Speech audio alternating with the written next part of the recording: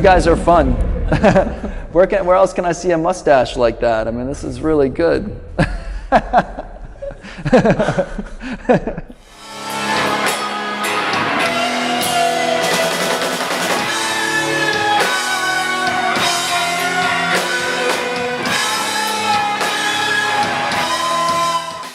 Yeah, I mean, 10 years ago when we started, of course, Jex was our singer then, and I don't think there was so many female bands at that time.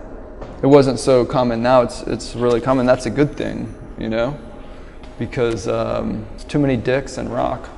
Yeah. Are you filming yet? No? I don't want to say anything stupid if the camera's going. On that point, I just wanted to make a comment about the music business is like a machine, you know? And once you're in it, there's an expectation built that you have to fit a certain mold to make a certain, you know, kind of image. And you're trapped by your own image you created because you are dependent on it. You're trapped by your own image you created. You said it. And so it was interesting for me. I read that Bruce Dickinson biography that came out a couple of years ago. And he was even talking about, like, on that level, Iron Maiden became like this trap for him. Yeah. And he wanted to change the direction. Hey, I like all these different things. I want to try things. But their management was so careful to say, man, it has to sound like dun da da dun da da dun da da da da, you know?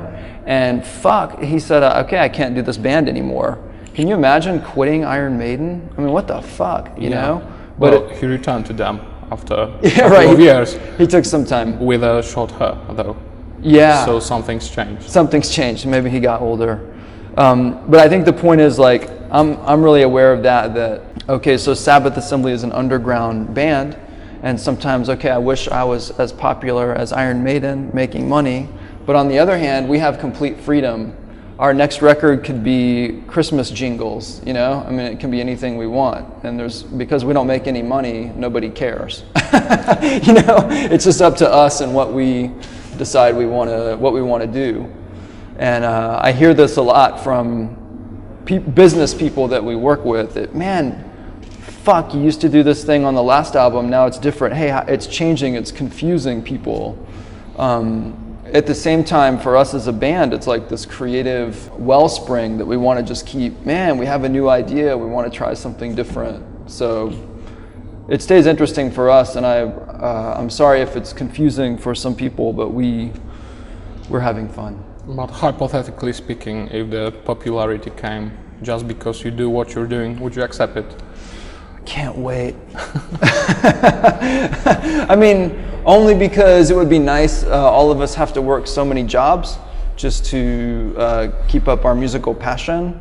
And to pay for the records, we have to put our own money to pay for the tour. So it would be nice to get to a point where it was economically sustaining. I imagine what the trade-offs would be creatively, but I've never been in that position before to actually be in a band that was making that kind of money. So I don't know.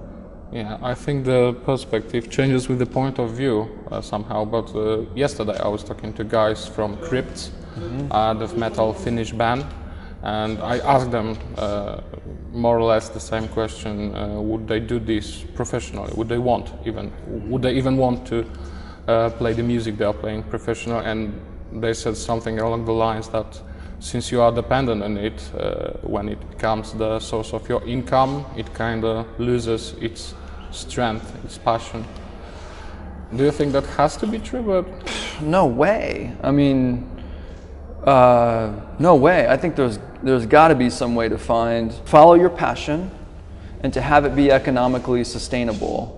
And those two things don't have to be exclusive of each other. I think that there's a way that, we think about the great artists that we like, and you think of Motorhead, you know, I don't think he compromised. He was always doing different stuff, and he became economically a powerhouse. I'm sure there's so many examples of that, and I feel like, so for our band, our guitar player called Kevin, his versatility on the guitar is so great. He can play so many different styles, and that's why our records have so many types of styles on them, because he's so versatile, and it never feels like, hey, if I say, hey Kevin, let's do something more acoustic, it's not a compromise. He says, oh, that's fun. Hey Kevin, let's do something a little more jazzy. Oh, that's fun.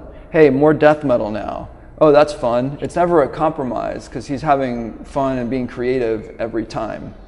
So I don't know. I think that I think we could do it. Let's do it. I'm ready. Hand over the money. I was raised in a very small town in the south part of Texas, which is called Corpus Christi, the body of Christ. Yeah. So this was like a very kind of evangelical upbringing that I had, evangelical Christian. It was very extreme. And so for me, the first time I heard like a Slayer record or Venom or Merciful Fate, which I consider these like occult rock bands, and kind of the first wave or second wave. And for me, that music really set me free because it exposed me to a new ideology beyond this Christian thing, which felt like a prison. And it's interesting to me, and even sad, that now Christianity still has the same kind of tyrannical grip around the world on people's minds, on governments, on the way policies are made. And to me, occult rock, especially satanic rock, can have some kind of influence to break down the grip that Christianity has on people, the kind of fear that it keeps people locked into. So for me, making this kind of occult or satanic statement, at least in the beginning when the band was more about that, the intention is really to help set people free, you know? If there's someone who is like I was growing up, that they're looking for a different path, you can learn about the occultism or Satanism not as some dark, scary, nun horror raping. movie stuff. Yeah, Okay. It's not what it is. It's just about following your own path, creating your own ideology. To me, is what a cult is. It's something kind of hidden underneath the mainstream, and I love being a part of that, man. And that's also just what I read about, what I think about. If I thought about chicks and beer all the time, I would write about those things. But I only think about that a little bit, and then, you know, occult stuff a little bit more. Yeah, it's funny to even think about terms like dark. Like, how did the term dark get to be assigned to the word occult, you know? Occult is hidden, right? So that can imply it's something which is dark and we have to wear black. And when the band plays, you have to put smoke on the stage and be hiding. On the other hand, many beautiful things are hidden in plain sight many times. Like in the daylight, sometimes we miss the beautiful things of nature. We miss kind of the hidden messages that are contained, for example, in the natural world. And so to me, the beauty of an old tree or a wave in the ocean is as occult as a wolf howling at the moon at night, you know, for example. So I don't necessarily think that occult has to mean dark. So my experience, it's so hard to sum up what Jesus said in 2 sentences. But one of the things I understand that Jesus taught was that the kingdom of God, or God, is inside you, and God is all around us. So we can recognize that in every person, in every stone, you know, it's there. And then we can also look inside and find God inside us. I don't know how the fuck that got turned into a political movement in America that says gays are bad, abortion is bad. Or you go right to the beginning when the Apostle Paul wrote his books and said women should be quiet and be in the back of the church, for example, or this pagan group has it wrong, we have it right.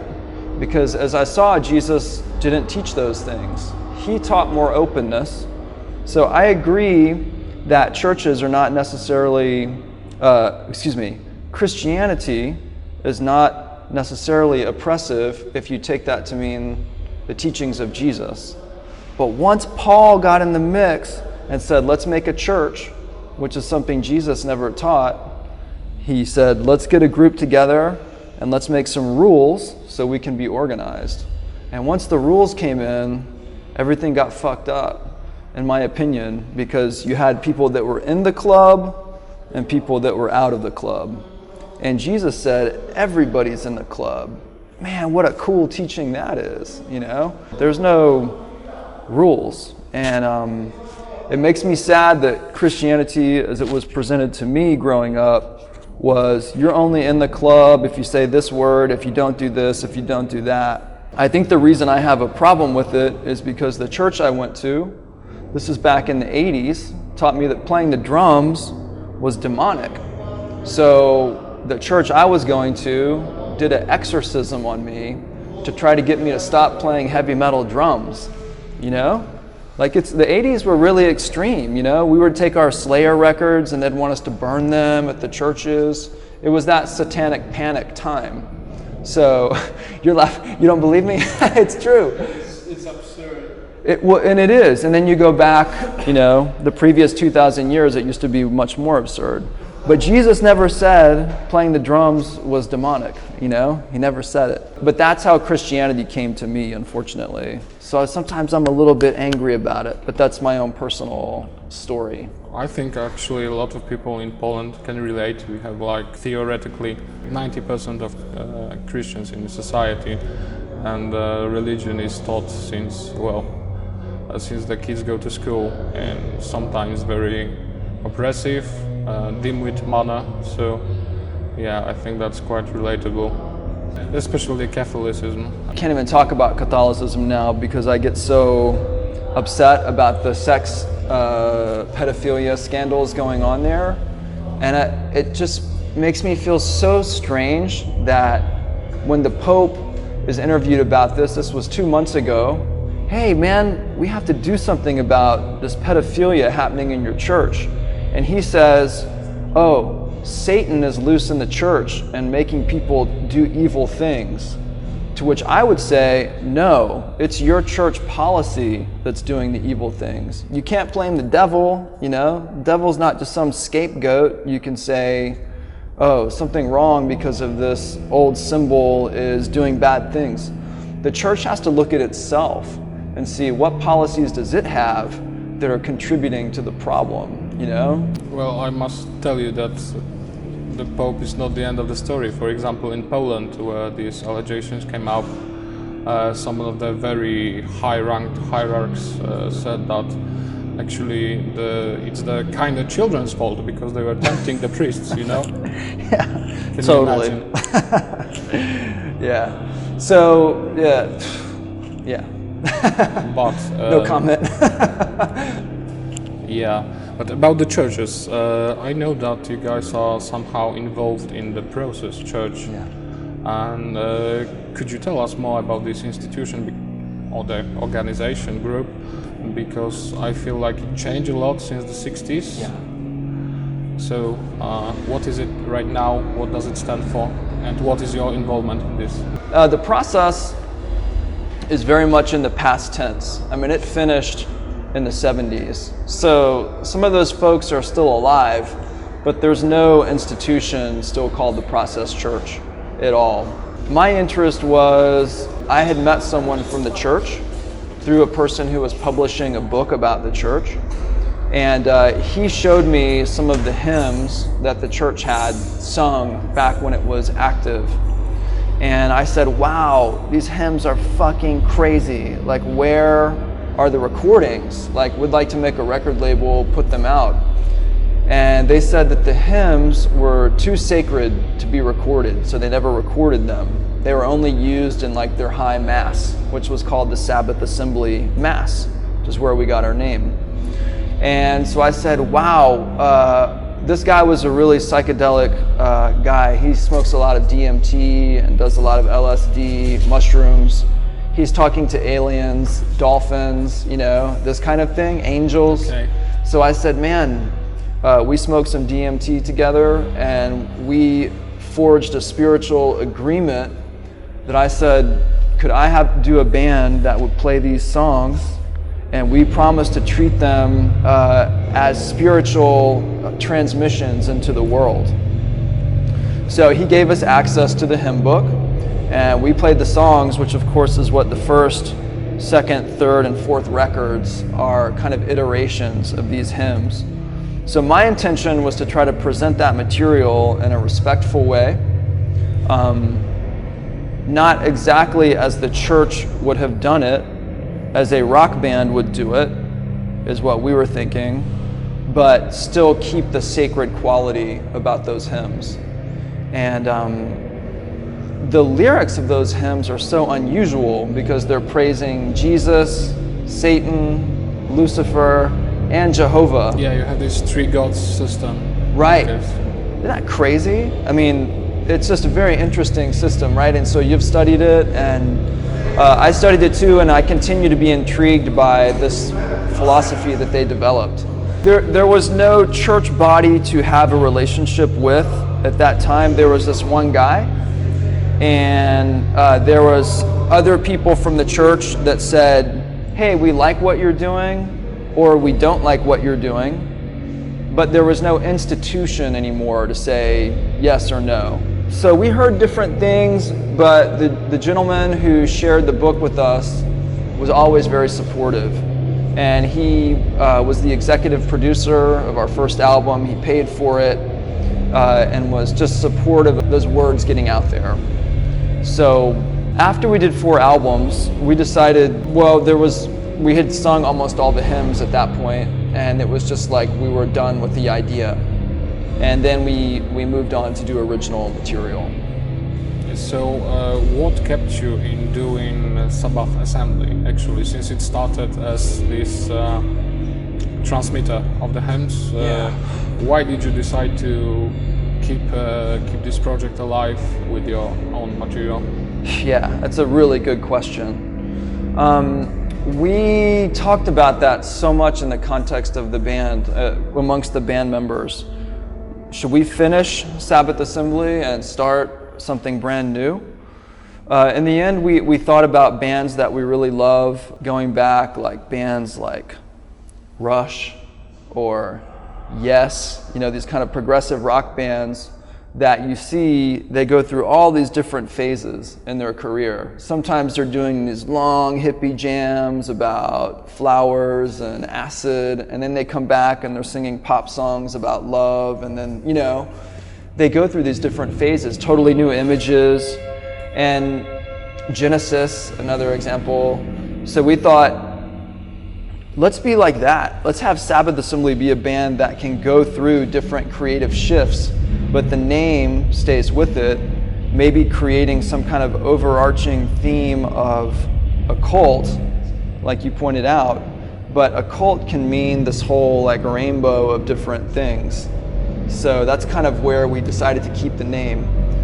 I'm not sure it was a good decision because it confused a lot of people, because everybody still thinks we're about the Process Church. And if I could go back in time 4 years, maybe we would have called ourselves the fucking Ravens or something. You know what I mean? I mean, something different that just, goodbye Sabbath Assembly. But it was the same members. I mean, it's a good question though. Well, I wasn't trying to be offensive, it just puzzled me. Yeah, me too. So as I understand, the matters of the church are like that right now. You have no ambition to, resuscitate it, revive it. It stays, and you recorded these hymns for the world. Yeah, and that was very much just a chapter of our band, and then the chapter is finished. And we only now live just do one hymn and then one kind of Process Church type of song called I Satan, which is we took some writings from their leader but put it to our music, so it's kind of a mix. And those are the only 2 songs we do from the Process Church period, and we're really trying to reinvent the band as an original material band, but it's hard. Well, you have Kevin on your deck, so yeah, it's really fun to work with people like that, because we can, now we're talking, we may do another acoustic kind of trance record. I mean, we're just we can do anything, so there's no limits to what we can or have to create.